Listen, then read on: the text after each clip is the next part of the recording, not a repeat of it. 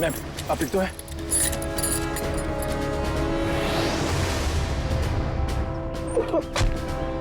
तू भाग के जाएगा तो जेल कौन जाएगा? साहब मैंने कुछ नहीं किया साहब, मैं तो सिर्फ बच्चों को एनजीओ लेकर आया था, मैंने कुछ नहीं किया। सर कुछ बदमाशों ने एनी को रास्ते में उतार ली। एनी कहाँ? सर हमें कुछ नहीं पता सर, कसम से सर। बता दे वरना तू कभी बोलने लायक नहीं रहेगा, समझा? सर कसम से हमें कुछ भी नहीं पता सर, ये कबीरा का प्लान है सर। ठीक है, एनजीओ में फोन लगा, बोल बच्चों को लेकर आया है।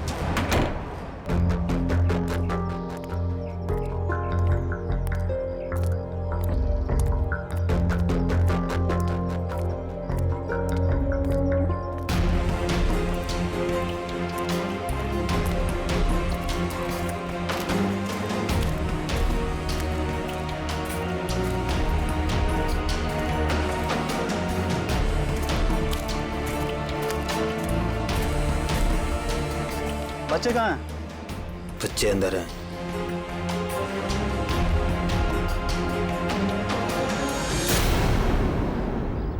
बच्चे चाहिए?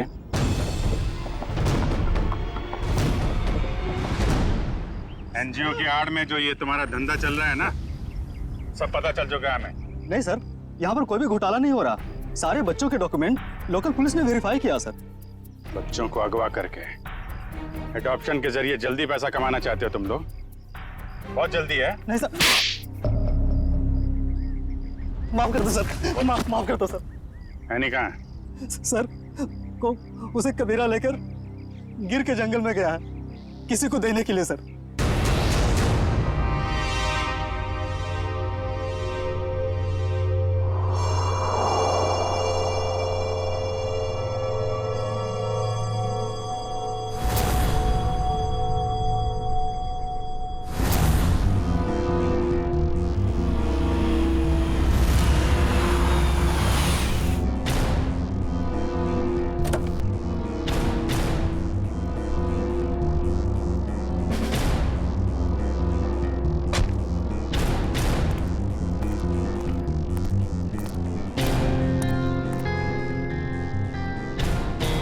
पैसे लाए हो? चाहो तो गिन लो, पूरे हजार के हैं। कबीरा पैसे गिनता नहीं, भरोसे पे काम करता है, और भरोसा टूटा आदमी टूटा। अब इस लड़की को तुम जो है जितने जल्दी यहाँ से दूर ले जा सकते हो ले जाओ, हमारे लिए ही अच्छा रहेगा। तुम फिक्र मत करो, मैंने सारे डॉक्यूमेंट्स बना लिए हैं। इसका कानूनी नाम मनीषा है और इसको गोद लेने के लिए एक अच्छा खानदान भी तैयार है। एनी अपने साथ जाएगी। हाँ? अपने घर, और तुम दोनों जाओगे जेल।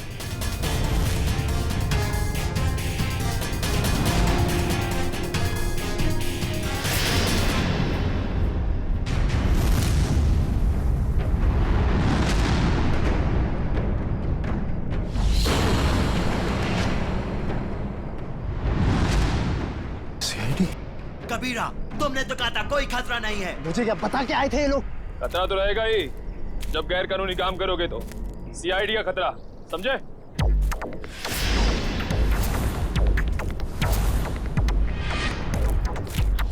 पूर्वी, बच्चे को संभालो। खेल खत्म। एनी, चल जोधा। एनी,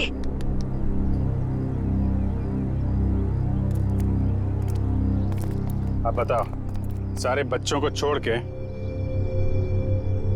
एनी को किसे बेचने चले थे तुम लोग?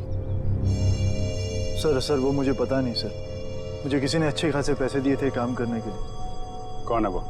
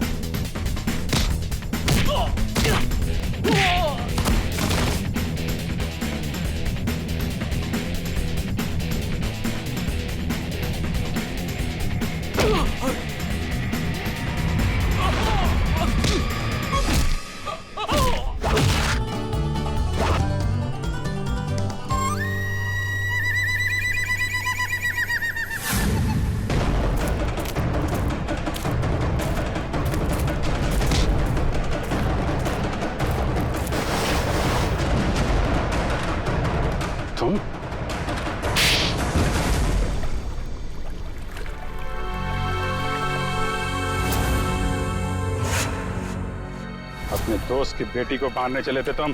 हाँ, क्योंकि राज मेरा दोस्त नहीं दुश्मन है। उसने मुझे और मेरे परिवार को धोखा दिया है। क्या किया था राज ने? ये सारे बिजनेस मेरे पापा का था।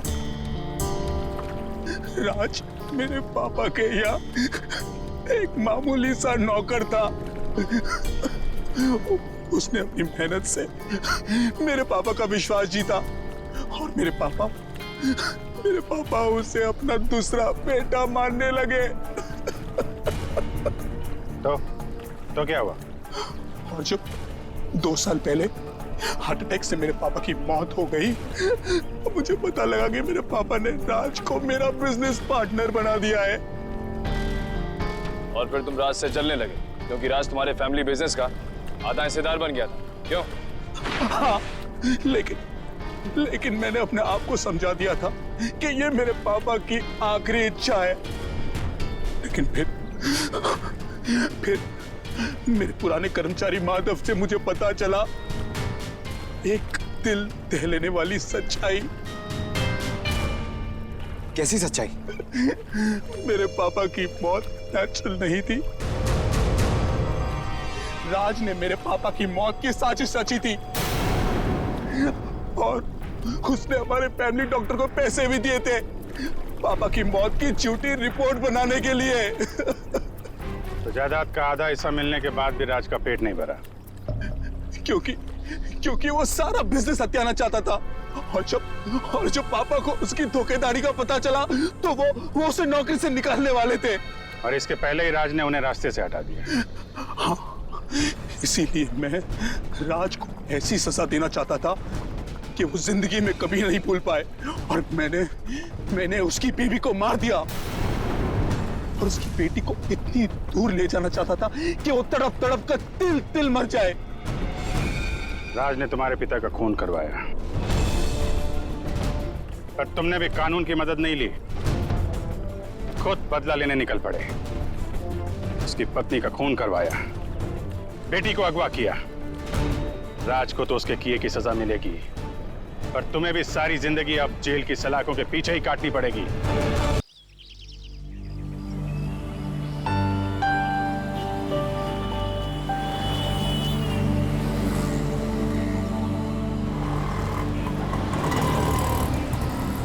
थैंक यू तान्या यार, आज तुमने मुझे टेस्ट में बचा लिया, वरना पता नहीं मेरा क्या होता। पर मोंटी, तुम खेलते ज्यादा और पढ़ाई कम करते हो। हाँ पता है मुझे, मैं स्पोर्ट्स में चैंपियन हूँ और तुम पढ़ाई में। हाँ, और आज मैंने तुम्हारी हेल्प की है तो तुम्हें अपनी मम्मी के हाथों के बने नूडल्स खिलाना होगा मुझे। आ जाना मेरे घर पे और अगले साल मैं तुम्हें ना तुम्हारे बास्केटबॉल टीम में भी हेल्प कर दूंगा। हाँ ओके, चलो कल स्कूल में मिलते हैं, मेरा घर आ गया। Okay bye bye.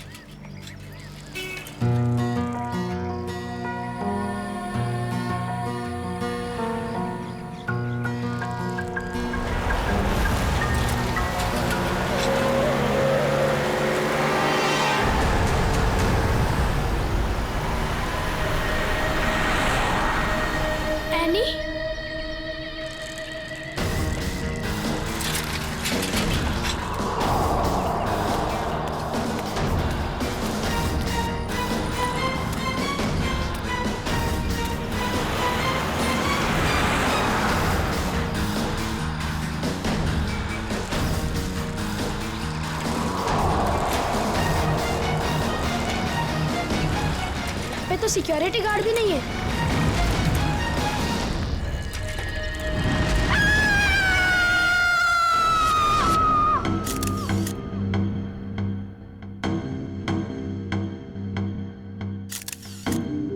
कई बार वार किया चाकू से? हाँ सर, बहुत बेरहमी से मारा।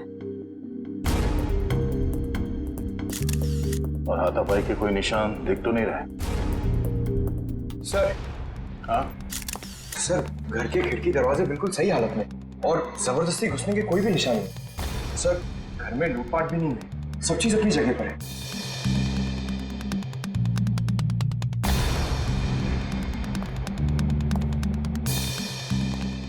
जब ये सब हुआ आप कहाँ थे? मैं तो बाजार गई थी, वापस आकर मालकिन को इस हालत में देखा और मैंने आपको फोन किया। उस वक्त आपकी मालकिन घर में अकेली थी? नहीं, उनकी बेटी एनी भी थी। तो फिर उनकी बेटी एनी कहाँ है अभी? साहब मैं एकदम से डर गई तो मैं अंदर नहीं गई, पर एनी शायद अपने कमरे में होगी। सर। हाँ वंश। हाँ ये देखिए।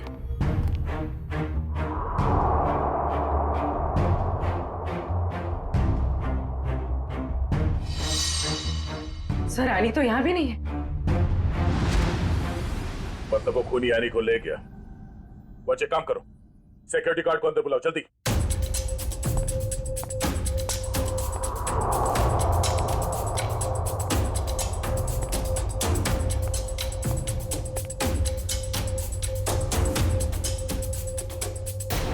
ऋतु, ऋतु, ये क्या हो गया?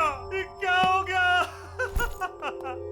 हे भगवान, क्या हो गया मेरी ऋतु? संभालो अपने आप को राज, संभालो अपने आप को।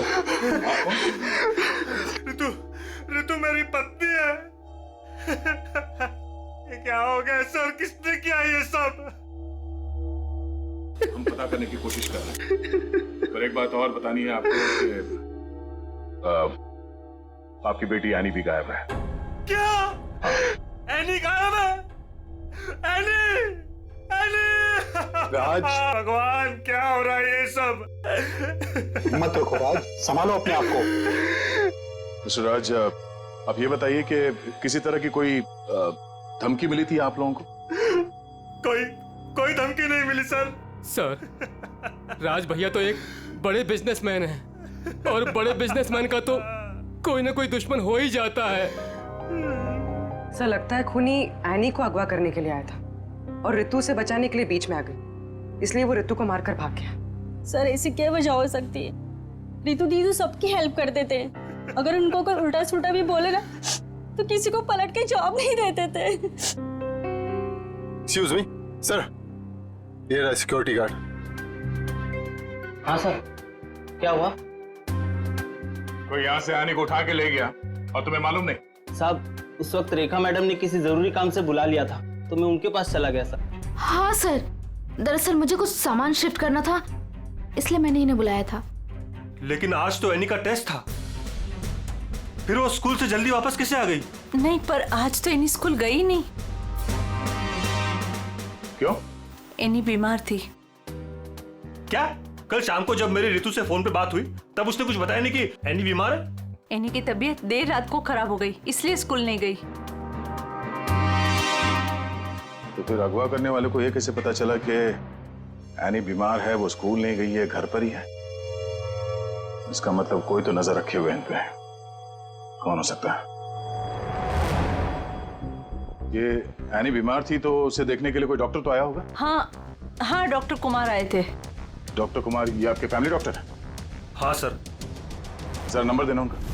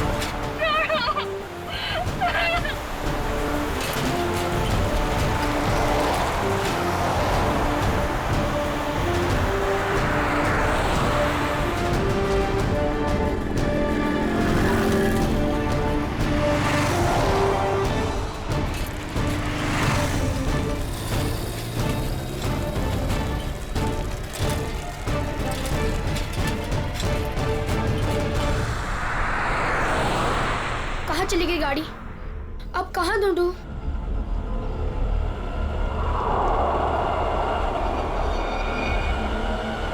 उस ठेले वाले को पूछता हूँ।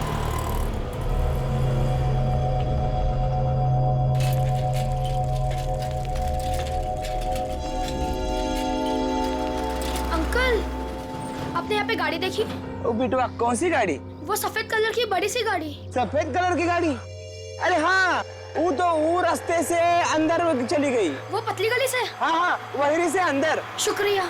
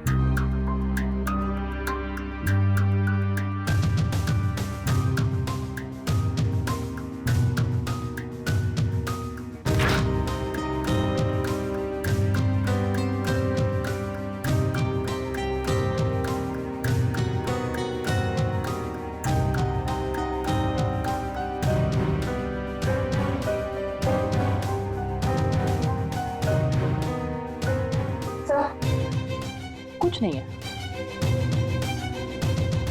दया, किचन में खाने पीने की चीज में ऐसी कोई दवाई या कोई जहर नहीं मिला जिससे एनी की तबीयत खराब हो सके। डॉक्टर साहब, इनके फैमिली डॉक्टर का कहना है कि कल रात एनी को फूड पॉइजनिंग हुई थी, जिसकी वजह से आज वो स्कूल नहीं गई। डॉक्टर ने सही कहा होगा दया, लेकिन किचन में ऐसी कोई चीज नहीं है। तो फिर जहर कहाँ होगा सर? पंकज, एक बच्चे की तरह सोचो, जब तुम स्कूल जाते थे। सर, उसके लिए तो मुझे टाइम मशीन में जाना होगा। पंकज, दया सर तुम्हें बच्चा बनने के लिए नहीं कह रहा, बच्चे की तरह सोचो। अच्छा, वो तो मैं कर सकता हूँ सर। तो ये बताओ कि बचपन में घर में बना हुआ खाना खाना पसंद करते थे तुम? नहीं सर, बिल्कुल भी नहीं। मैं तो हमेशा बाहर ही खाता था सर। और तो और मैं इतना खाता था कि मेरा पेट भर जाता था सर। बिल्कुल ठीक। पंकज, वंश, एनी का कमरा चेक करो, देखो वहां पे ऐसी कोई चीज है कि जो उसने बाहर से खरीदी हो। यस।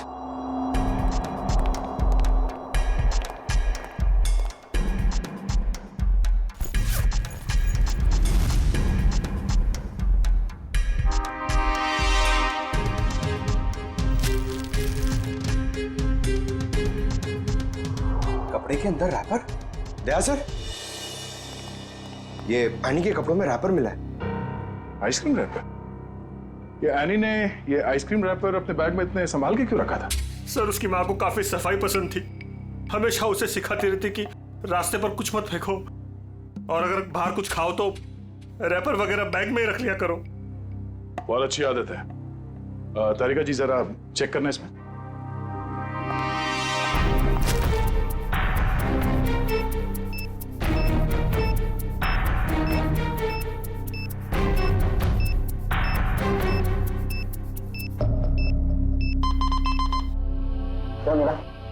कुछ तो बैक्टीरियल एक्टिविटीज हो रही हैं इसमें, लेकिन एग्जैक्टली कौन से बैक्टीरिया है ये तो लैब में जाके ही पता चलेगा। ठीक है, जितनी जल्दी हो सके पता करो कि इसमें जहर तो नहीं है।